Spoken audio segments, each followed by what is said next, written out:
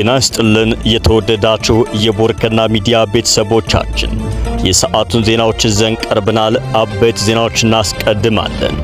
የአማራ ፋኖ ብሔራዊ ኃይል መንግስት ሰሞኑን በቆሰለች የፋኖ አባል ላይ የፈጸመውን አሰቃቂ ግድያ ደግሞታል ሲል አጋለጠ።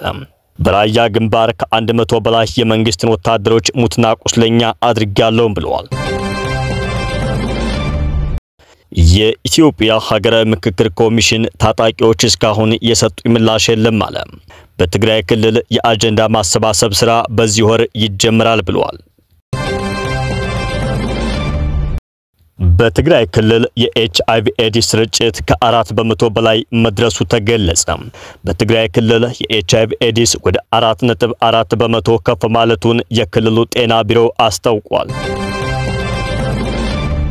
ከውጭ የሁቲ የጦር አዛዥ መሐመድ አልጋማሪ ከ12 ዓመት ልጃቸው ጋር በእስራኤል ጥቃት ተገደሉ። እስራኤል ከጋዛ የሰላም ስምምነት በኋላ በየመኑ አማጺ ቡድን ሁቲ ላይ የመጀመሪያ ጥቃቷን ፈጽማለች ተብሏል።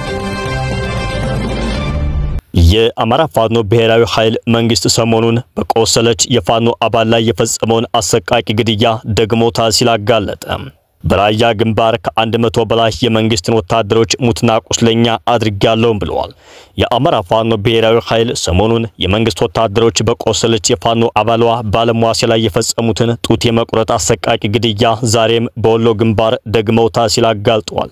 የአማራ ፋኖ ብሔራዊ ኃይል ምስራቅ አማራ ቀጠና ምኒልክ እዝ ባጋራው መረጃ አገዛዙ በወሎ ምድር ጡት በመቁረጥ አጸያፊ ተግባሩን ደግሟል። የአገዛዙ አረመኔያዊ ተግባር ዛሬም ድረስ ቀጥሏል ብለዋል።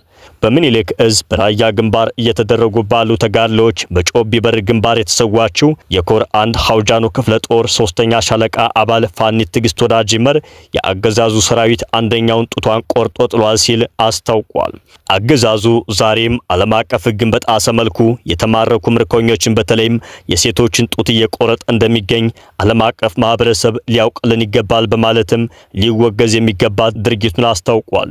መንግስት በህዝባችን ላይ መጠነ ሰፊ ወረራ ከፍቶ ይገኛል ያለው የአማራ ፋኖ ብሔራዊ ኃይል ምኒልክ እዝ ይሄንን መጠነ ሰፊ ወረራ የአማራ ህዝብ እንዲወጣ ጥሪና ቀርባለን ሲል ማሳስቧል።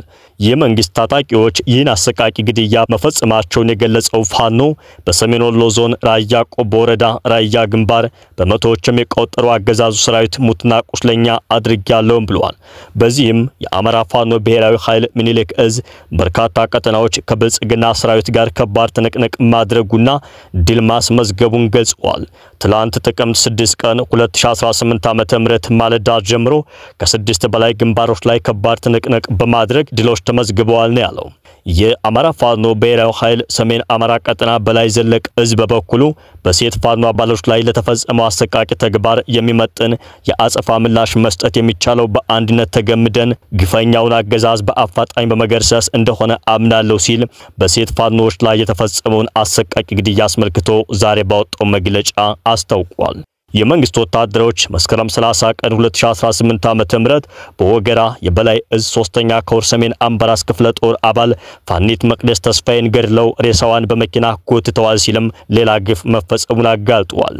የፋኒት ባለምን አሰቃቂ ግድያ አስታውሶ በሴት የፋኖ አባሎች ላይ የተፈጸመው አሰቃቂ ግድያ በጥቁር መዝገብ ሰፍሯል በማለት ለዚህ አጸፋ እንደሚሰጥም ዝቷል። በአንጻሩ መንግስት ጥቅምት 3 ቀን 2018 ዓ.ም በይልማና ዴንሳ ወረዳ ልዩ ስሙ ሮብ ገበያ የዞራ ቀበሌ በፈጸመው የድሮን ጥቃት የዞራ አንደኛ ደረጃ ትምህርት ቤት አውድሟል ነው ያለው። የመንግስት ወታደሮችም በተለያዩ አቅጣጫዎች በፋኖ ታጣቂዎች ላይ እርምጃ ወስደናል ሲሉ ታስተውለዋል። በአማራ ክልል ያለው ጦርነት መቋጫ ረቀው ተፋፍሞ የቀጠለ ሲሆን የመንግስት ታጣቂዎች በሴት የፋኖ አባሎች ላይ በተደጋጋሚ እየፈጸሙት ያለው በሰው ትርክት ላይ የተመሰረተ አሰቃቂ ግድያ በፋኖ ታጣቂዎች በኩል ድርብ ቁጣን ቀስቅሶ የጦርነቱን አውዲ አፋፍሞታል። የኢትዮጵያ ሀገራዊ ምክክር ኮሚሽን ታጣቂዎች እስካሁን የሰጡ ምላሽ የለም አለ። በትግራይ ክልል የአጀንዳ ማሰባሰብ ስራ በዚህ ወር ይጀምራል ብለዋል። ዋናውን ሀገራዊ ጉባኤ ለማካሄድ አጀንዳ ለመቅረጽ እየሰራሁ ነው ያለው የኢትዮጵያ ሀገራዊ ምክክር ኮሚሽን አጀንዳቸውን ማቅረብ የሚጠበቅባቸው በትጥቅ ትግል ውስጥ ያሉ ወገኖች እስካሁን ምላሽ እንዳልሰጡት ገልጿል። ኮሚሽኑ በፓርላማ የተሰጠውን ተጨማሪ 1 ዓመት ጊዜ ለማጠናቀቅ ወራት ቢቀሩትም በትግራይ ክልል አጀንዳ ካለማሰባሰቡ በተጨማሪ ከታጣቂዎችም እስካሁን አጀንዳ አለመረከቡን ተናግሯል። የኮሚሽኑ ቃል አቀባይ አቶ ጥበቡ ታደሰ ታጣቂዎች ለኮሚሽኑ የሰጡት ምላሽ እንደሌለ የገለጹት የኮሚሽኑን ተግባራትና ቀጣይ ሂደቶች በተመለከተ ዛሬ ለሚዲያዎች ጋዜጣዊ መግለጫ በሰጡበት ወቅት ነው። ታጣቂዎች አጀንዳ ማቅረብና አለማቅረባቸውን በተመለከተ ያለውን ሁነት እንዲያብራሩ ሲጠየቁም የታጠቁ ኃይሎች እስካሁን ይፋዊ በሆነ መንገድ የሰጡን መልስ የለም ብለዋል። በተለያዩ ክልሎች በትጥቅ ትግል የታገዙ ግጭቶች መኖራቸው ይታወቃል ያሉት አቶ ጥበቡ አጀንዳዎችን ወደ ምክክር ሂደቱ እንዲያመጡና ሰላማዊ የሆኑ አማራጮችን ተከትለው ችግሮችን ለመፍታት ጥረት ማድረግ እንዲቻል ኮሚሽኑ ጥሪዎችን አቅርቧል፣ አሁንም ያቀርባል ሲሉም ተናግረዋል። የተለያዩ ጥረቶችን ከሚመለከታቸው አካላት ጋር ለማድረግ ስራዎች እየተሰሩ እንደሆነ ጠቁመው ነገር ግን ይሄ በኮሚሽኑ ብቻ የሚፈታ ጉዳይ አይደለም፣ የሁሉንም አካላት ርብርብ ይጠይቃል ብለዋል። መንግስትንም ሆነ ታጣቂዎች የያዙት አማራጭ ሀገር እንደሚያከስርና ብዙ ጉዳት እንደሚያደርስ ያስገነዘቡት ቃል አቀባዩ ለምክክር ሂደቱ እድል እንዲሰጡም ጥሪ አቅርበዋል። የአማራ ክልል ኮሙኒኬሽን ቢሮ በክልሉ ያሉ ግጭቶችን ለማርገብ በድርድር መፍትሄ ለማምጣት እየተሰራ መሆኑን ሰሞኑን ማስታወቁን ገልጸው እነዚህ ጥረቶች ናቸው መጠናከር ያለባቸው፣ ኮሚሽኑ ብቻውን ሰርቶ የሚያመጣው ውጤት ስለሌለ ነው ብለዋል። በሌላ በኩል ከኮሚሽኑ ያገለሉ ተፎካካሪ ፓርቲዎች ጦርነት ውስጥ ሆነው ምክክር ያካሄዱ ሀገራት በምክክር ውጤት እንዳላመጡ በመጥቀስ በኢትዮጵያም ቢሆን ኮሚሽኑ ምክክር ከማካሄዱ በፊት ጦርነት እንዲቆም መስራት እንዳለበት፣ ይህን ካላደረገ ግን ውጤት አይመጣም የሚል ትችት ሲያቀርቡ ይደመጣሉ። ኮሚሽኑ በበኩሉ ጦርነት፣ ግጭት፣ አስቸጋሪና ፈታኝ ሁኔታዎች አሉ ተብሎ የምክክር ሂደት የሚቆምበት ሁኔታ አማራጭ አይሆንም ሲል ዛሬ መግለጫ በሰጠበት ወቅት ተናግሯል። አንዳንድ ሀገራት ምክክርን በተለያየ ሁኔታ ውስጥ ያስከዳሉ ያለው ኮሚሽኑ ይሄ ማለት አንጻራዊ ሰላም ባለበትና በግጭት ውስጥ የሚካሄድ ምክክር አካሄዱም ውጤቱም አንድ አይነት ይሆናል ማለት አይደለም። በዚያ ሁኔታ ውስጥ ባይካሄድ ይመረጣል፣ ግን እነዛ ሁኔታዎች አልተሟሉም ተብሎ ምክክሩን እንዲቆም ማድረግ ይበልጥ የተወሳሰበ ችግር ውስጥ ይከታል ብለዋል። የትግራይ ክልል አጀንዳ ማሰባሰብ ሂደትን በተመለከተ በሰጠው ማብራሪያ ደግሞ ኮሚሽነሮቹ በሁለት ዙር ወደ መቀሌ በመጓዝ ጊዜያዊ አስተዳደሩን ጨምሮ ከተለያዩ ባለድርሻ አካላት ጋር ውይይቶችን አድርገዋል። በክልሉ ምክክር ለማስኬድ እንዲቻል የቀረቡ ጉዳዮች አሉ ብለዋል። ይህን ያሉት የኮሚሽኑ ቃል አቀባይ አብዛኛዎቹ ፌደራል መንግስቱና በትግራይ ክልል ጊዜያዊ አስተዳደር መካከል ፖለቲካዊ ውይይቶች ተደርገው መፈታት እንዳለባቸው የጠቁሟቸው ጉዳዮች ናቸው ሲሉ አክለዋል። ኮሚሽኑም እነዚህን ግብአቶች ወስዶ ከፌደራል መንግስቱ ከፍተኛ ባለስልጣናት ጋር ውይይት አድርጎበታል ሲሉ አስረድተው በክልሉ በኩል ፓርቲዎች ጭምር ያነሷቸውን ጉዳዮችን ለፌደራል መንግስቱ ከፍተኛ የሥራ ኃላፊዎች ቀርበዋል፣ ውይይት ተደርጎ አመቺ ሁኔታ ይፈጠራል ተብሎ ይጠበቃል ብለዋል። የክልሉ ፕሬዝዳንት ሌተናል ጀነራል ታደሰ ወረደ ጋር ውይይቶች እየተደረጉ መሆኑን የጠቆሙት አቶ ጥበቡ እሳቸው ባቀረቡት መረጃ መሰረት ከጥቅምት አጋማሽ በኋላ ባለው ጊዜ የምክክር ሂደቱን በትግራይ ክልል መጀመር የሚቻልባቸው ሁኔታዎች እንዳሉ ገልጸዋል ሲሎም ተናግረዋል። ከዚህ ጎን በጎን ለአጀንዳ ቀረጻው ስራ ዝግጅት እየተደረገ እንደሆነ፣ አጀንዳዎቹ ይፋ ከተደረጉ በኋላ ዋና የምክክር ጉባኤ እንደሚጠራ፣ በምክክር ጉባኤውም ከ4500 በላይ ተሳታፊዎች ተገኝተው ለቀናት እንደሚካሄድ ገልጸዋል። ሆኖም አጀንዳውን ቀርጾ ይፋ ለማድረግና ዋናውን ጉባኤ ለመጀመር የትግራይ ህዝቦችና የተለያዩ ባለድርሻ አካላት መሳተፍ ስላለባቸው የሚመለከታቸው አካላት ርብርብ እንዲያደርጉ አሳስበዋል። በትግራይ ክልል የኤችአይቪ ኤድስ ስርጭት ከ4 በመቶ በላይ መድረሱ ተገለጸ። በትግራይ ክልል የኤችአይቪ ኤድስ ወደ 4.4 በመቶ ከፍ ማለቱን የክልሉ ጤና ቢሮ አስታውቋል። በትግራይ ክልል ከጦርነቱ በፊት የኤችአይቪ ኤድስ ስርጭት 1.4 በመቶ ነበር። በአሁኑ ወቅት በክልሉ ከጦርነቱ በኋላ ዜጎች የቫይረሱ ስርጭት ከማሻቀብ በተጨማሪ በቂ የሆነ የሕክምና ክትትል ለማግኘት አስቸጋሪ ሆኗል ተብሏል።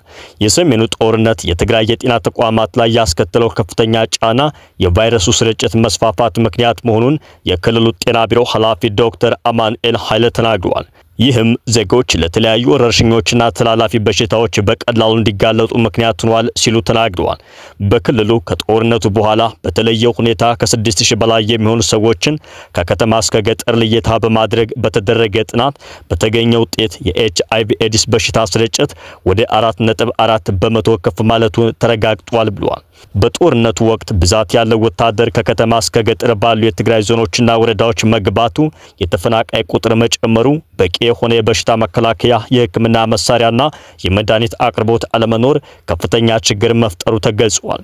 እንዲሁም ለሁለት ዓመት ያህል በክልሉ የሚገኙ ዜጎች ደሞዝ ተቋርጦ መቆየቱ አሁን ለሚታየው የቫይረሱ ስርጭት ዋነኛ ገፊ ምክንያቶች መሆናቸውን የክልሉ ጤና ቢሮ ኃላፊ ተናግረዋል። አንድ ሰው በኤችአይቪ ኤዲስ የተያዘው መቼ ነው እንዲሁም ቫይረሱ ወደ ደሙ መቼ ነው የገባው የሚሉትን ቀነ ገደቦች ማጤን ያስፈልጋል ያሉት ኃላፊው በዚህ የምርመራ ሂደት ደግሞ በክልሉ ያለው የበሽታ ስርጭት አሁንም መጨመሩን የሚያመላክቱ ሁኔታዎች እየተስተዋሉ መሆኑን ገልጸዋል። በክልሉ ከጦርነቱ በፊት 46000 የሚደርሱ ሰዎች በኤችአይቪ ቫይረስ ተይዘው እንደነበር ያስታወሱት ዶክተር አማኑኤል በአሁኑ ወቅት የሕክምና መድኃኒታቸውን በአግባቡ እየተከታተሉ ያሉት 37000 ብቻ ናቸው ብለዋል። ቀሪዎቹ ማለትም 9000 የሚሆኑት ተጠቂዎች በህይወት ስለመኖራቸው የሚታወቅ ነገር የለም ሲሉም ኃላፊው አስረድተዋል። ከውጭ በተገኘ መረጃ የሁቲ የጦር አዛዥ መሐመድ አልጋማሪ ከ12 ዓመት ልጃቸው ጋር በእስራኤል ጥቃት ተገደሉ። እስራኤል ከጋዛ የሰላም ስምምነት በኋላ በየመኑ አማጺ ቡድን ሁቲ ላይ የመጀመሪያ ጥቃቷን ፈጽማለች ተብሏል። የእስራኤል ጦር አልጋማሪ በንጹሃን ሞት ተጠያቂ እንደነበር ከህልፈቱ በኋላ ባወጣው መግለጫ አስታውቋል። የእስራኤል ጦር ጀነራል መሐመድ አልጋማሪ በሰነአ በተፈጸመ ጥቃት በደረሰበት ጉዳት ህይወቱ አልፏል ብሏል። የየመኑ አማጺ ቡድን ሁቲም የጦር ኃይል አዛዡ መሐመድ አልጋማሪ በእስራኤል ጥቃት መገደሉን ባወጣው የሐዘን መግለጫ አስታውቋል። መግለጫው ዝርዝር መረጃ ባይሰጥም አልጋማሪና ልጃቸው ከእስራኤል ጋር በተደረገው የጀግንነት ውጊያ ወቅት መሞታቸውን ገልጸዋል። ከጋዛ ጦርነት ጋር በተገናኘ የሁቲ ሰው አልባ አውሮፕላንና የሚሳኤል ጥቃት በእስራኤልና በቀይ ባህር በሚንቀሳቀሱ መርከቦች ላይ ላደረሱት ጥቃት ምላሽ የእስራኤል ጦር በሁቲ ቁጥጥር ስር በምትገኘው የመን ውስጥ ተደጋጋሚ ጥቃቶችን ፈጽሟል። የእስራኤል መከላከያ ሚኒስትር እስራኤል ካትስ ጋማሪ ሀገራቸውን በየመን ዋና ከተማ ሰነአ ላይ በፈጸመችው የአየር ላይ ጥቃት በደረሰበት ጉዳት ምክንያት ህይወቱን አጥቷል ብለዋል። በነሐሴ ወር መገባደጃ ላይ በወቅቱ የእስራኤል ጦር በፈጸመው ጥቃት የሁቲ ጠቅላይ ሚኒስትርና ሌሎች ሚኒስትሮችም መገደላቸው ይታወሳል። የእስራኤል ጠቅላይ ሚኒስትር ቤንያሚን ኔታንያሁ በሰጡት መግለጫ እኛን ለመጉዳት ያሰበው የአሸባሪዎች አለቃ የሆነው ሌላኛው ዋና አዛዥ ከስልጣኑ ተወግዷል፣ ሁሉንም እናገኛቸዋለን ብለዋል።